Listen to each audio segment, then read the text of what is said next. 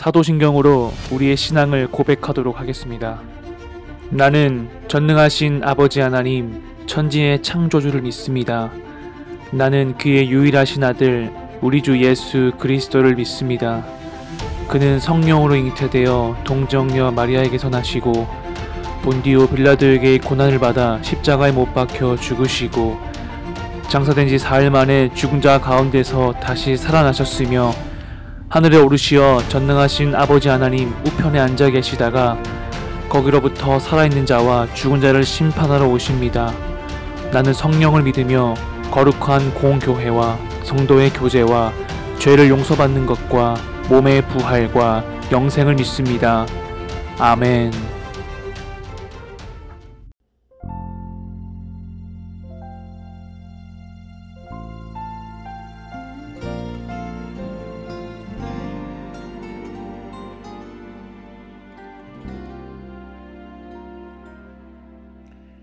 예수 사랑합니다. 사랑합니다. 온 마음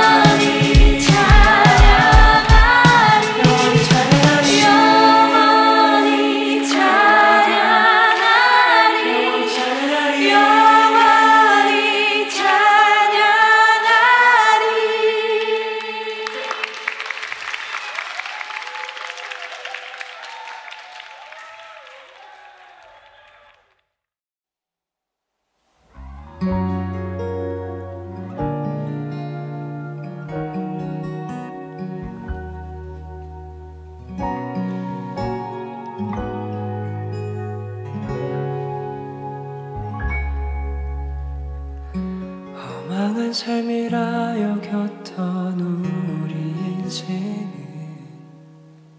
한 사람이 짊어진 십자가로 변했네. 우리의 세상은 여전히 험하게 보이나 주 안에서 우리 사랑을 외치네. 이곳에 주의 나라와 주의 뜻만이 영원히 이루어지리. 주가 일하시는 우리의 삶 가운데 주님께 우리 찬양과 그의 영광을 영원히 노래하리. 포기치 않으시는 당신의 그 사랑이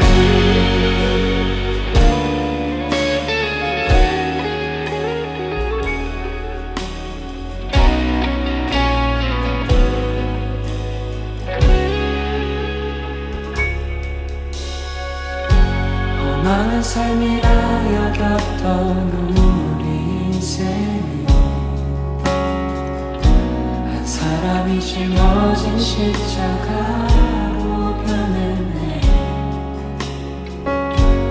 우리의 세상은 여전히 험하게 보이나 주 안에서 우리 사랑을 외치네.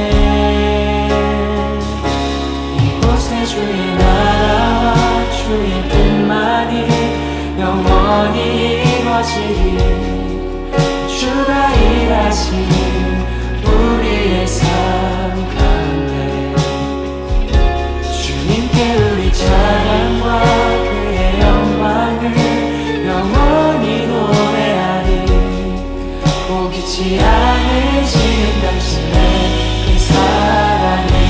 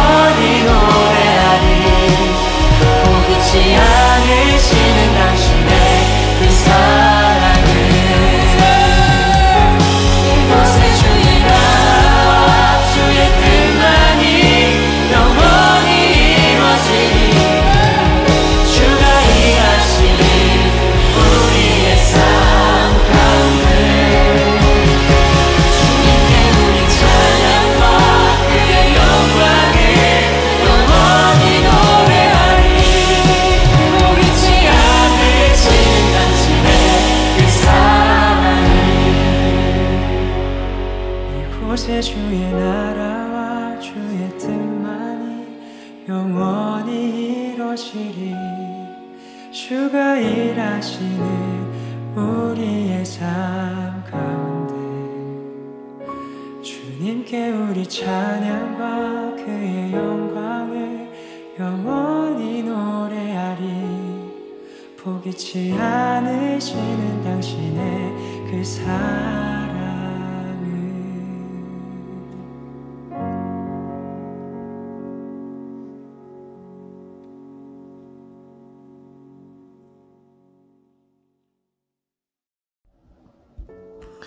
하늘에 계신 하나님, 어려운 시기에 잘 헤쳐나가고 있는 저희 중등부 함께 해주시고 복돋아 주세요.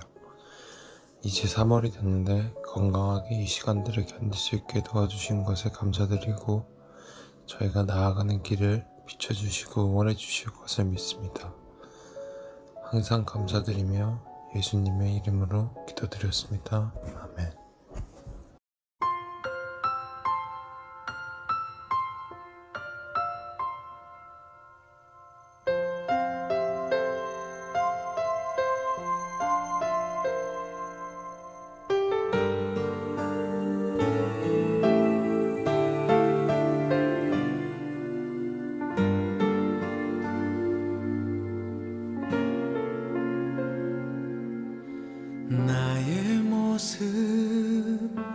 나의 소유 주님 앞에 모두 드립니다. 모든 아픔 모든 기쁨 내 모든 눈물 받아주소서.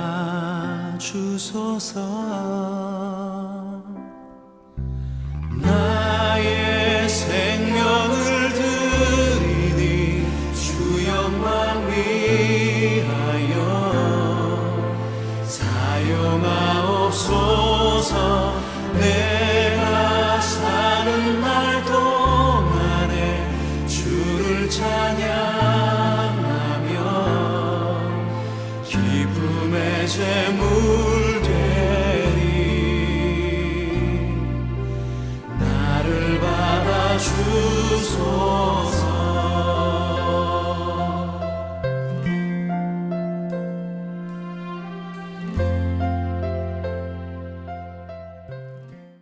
오늘 하나님께서 우리에게 주신 말씀을 마태복음 14장 22절에서 33절까지 말씀입니다. 오늘의 말씀을 봉독하겠습니다. 마태복음 14장 22절. 예수께서 즉시 제자들을 재촉하사 자기가 무리를 보내는 동안에 배를 타고 앞서 건너편으로 가게 하시고 무리를 보내신 후에 기도하러 따로 산에 올라가시니라. 저물매 거기 혼자 계시더니 배가 이미 육지에서 수리가 떠나서 바람이 거스름으로 물결로 말미암아 고난을 당하더라. 사경에 예수께서 바다 위로 걸어서 제자들에게 오시니 제자들이 그가 바다 위로 걸어오심을 보고 놀라 유령이라 하며 무서워하여 소리 지르거늘 예수께서 즉시 이르시되 안심하라. 나니 두려워하지 말라.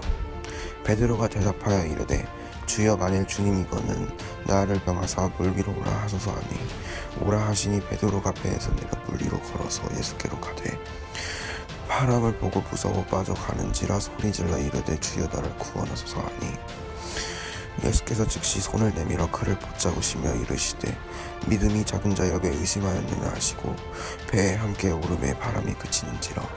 배에 있는 사람들은 예수께 절하며 이르되 진실로 하나님의 아들이오소이다 하더라. 아멘.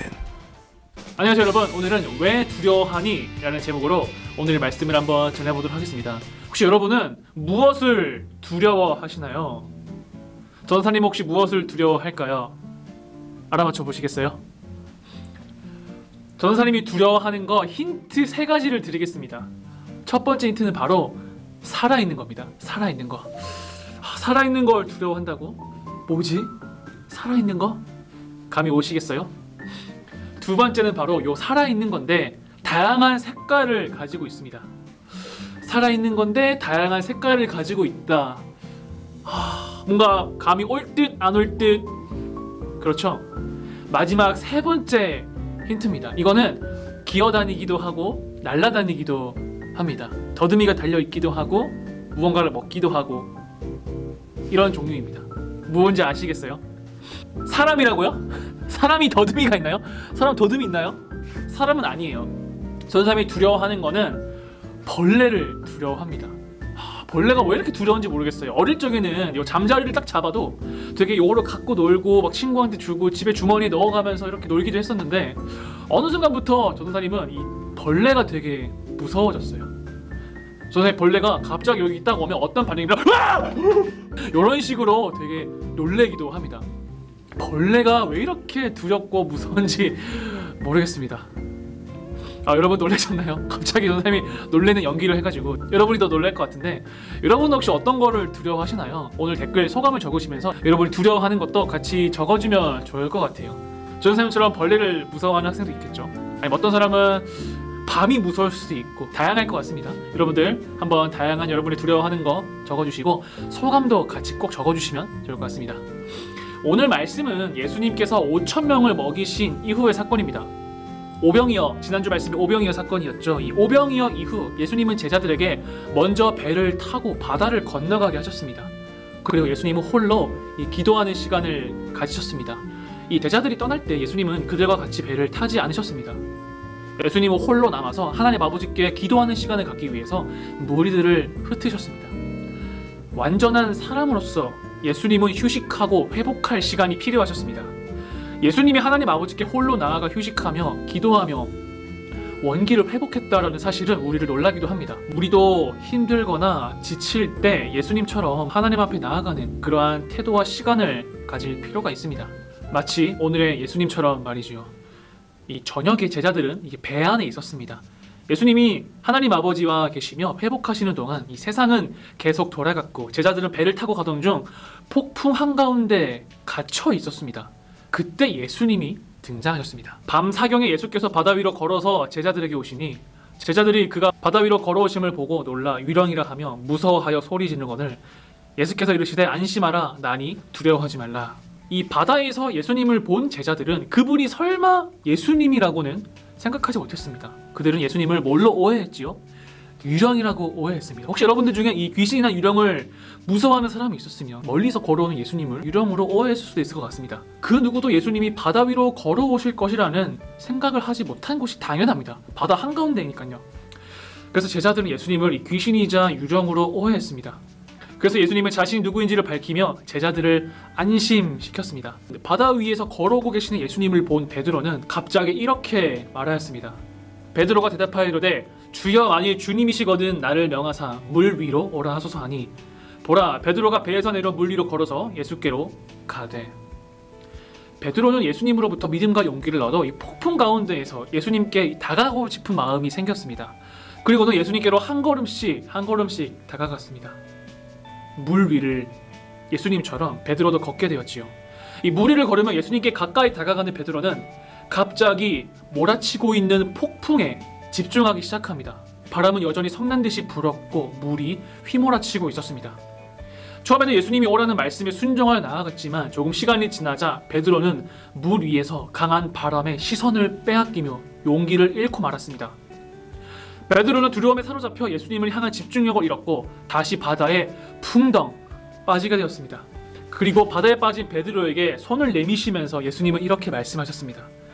예수께서 즉시 손을 내밀어 그를 붙잡으시며 이르시되 믿음이 작은 자여 왜 의심하였느냐 하시고 그리고는 제자들이 예수님을 보고 정녕 그대는 하나님의 아들이다 라고 고백하며 오늘의 이야기가 끝나게 됩니다. 오늘의 그 본문 예수님이 바다 위를 걸었고 이를 본 베드로 역시 바다 위로 걸어간 사건 그리고 다시 빠진 이야기 우리가 교회 학교 어렸을 때부터 한 번쯤은 들어왔었던 이야기입니다.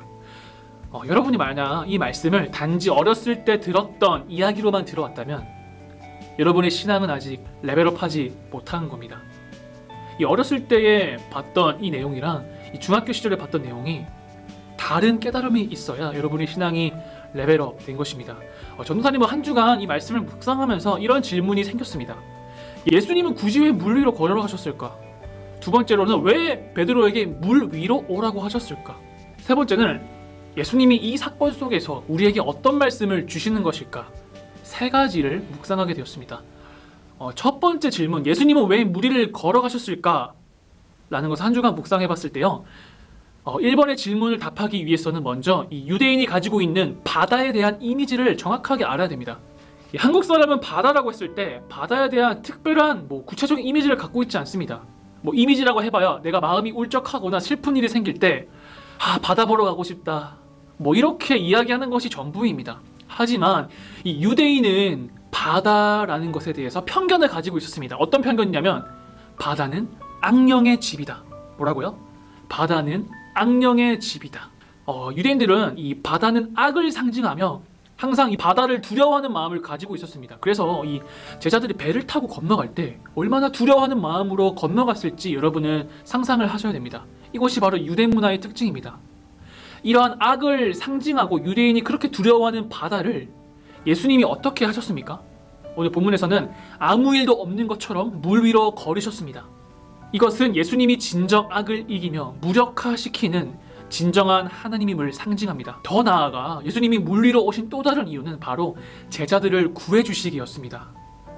배를 타고 건너편으로 가고 있는 도중 엄청난 폭풍이 불었다고 오늘 본문에서는 이야기하고 있습니다. 이런 제자들을 구해주기 위해서 예수님은 먼저 제자들에게 다가가신 것입니다. 두 번째 질문은 예수님께서 왜 베드로에게 물 위로 걸어오라고 하셨을까요? 여기에는 예수님이 이 사건에 있던 베드로를 비롯한 제자들에게 특별한 이야기를 해주고 싶었던 것 같습니다. 더 나아가 지금 이 사건을 성경을 읽고 있는 수천 년 후에 우리에게도 특별한 하나님의 메시지를 전하기 위함도 있습니다. 베드로는 물 위로 오라고 하시는 예수님의 말을 듣고 곧장 물 위로 걸어갔습니다. 여기서 중요한 것은 이 풍랑이 계속 몰아치고 있었던 상황이라는 것입니다.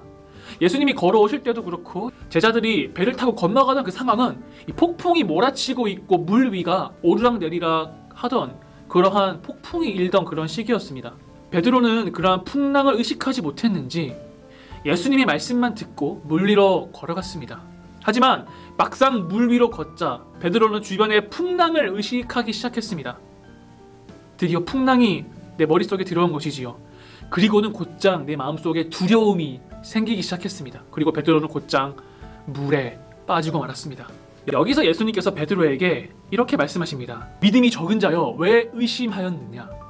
여기서 의심이라는 동사 헬라어는 이 피스토스라는 단어입니다.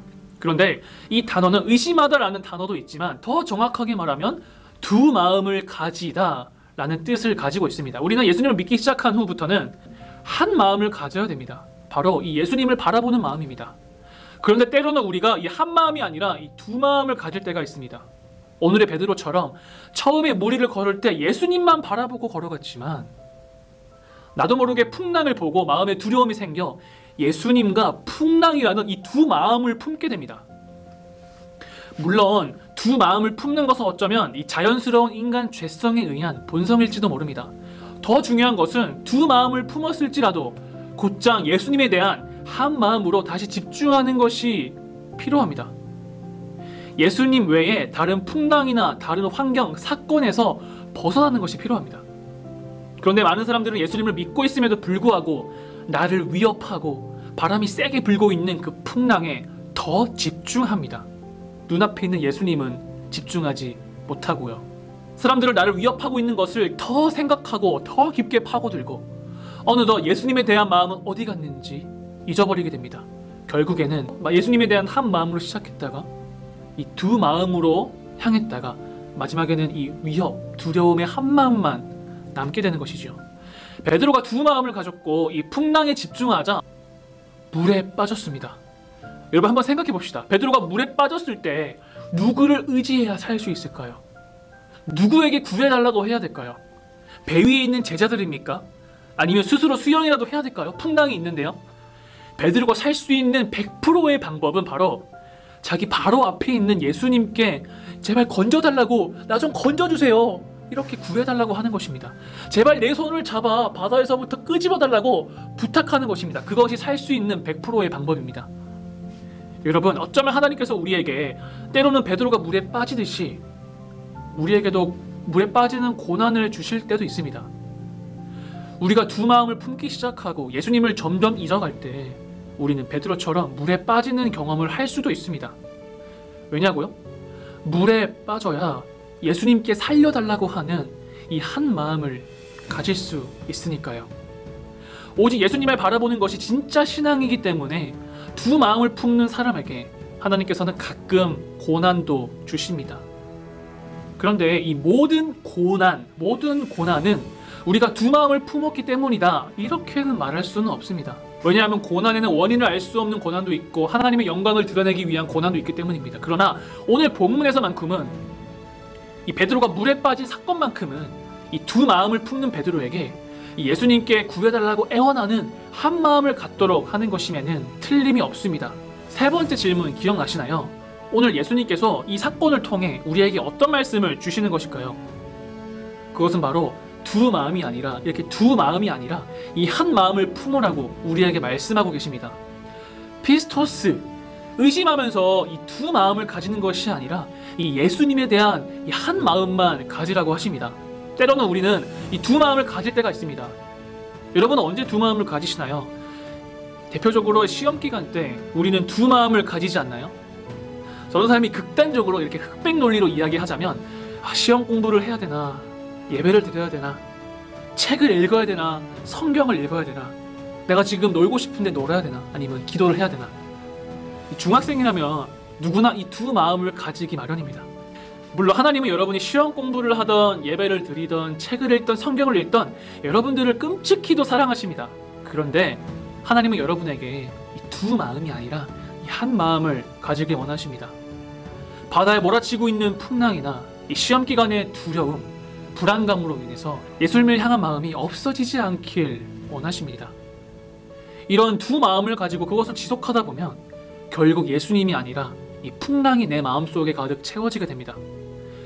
저는 여러분에게 이렇게 이야기하고 싶습니다. 이 시험 공부하는 거, 책을 읽는 거, 노는 거 괜찮습니다. 전사님이 여러분에게 찐텐으로 중요한 말을 하자면 예수님을 향한 하나의 마음을 가졌으면 좋겠습니다.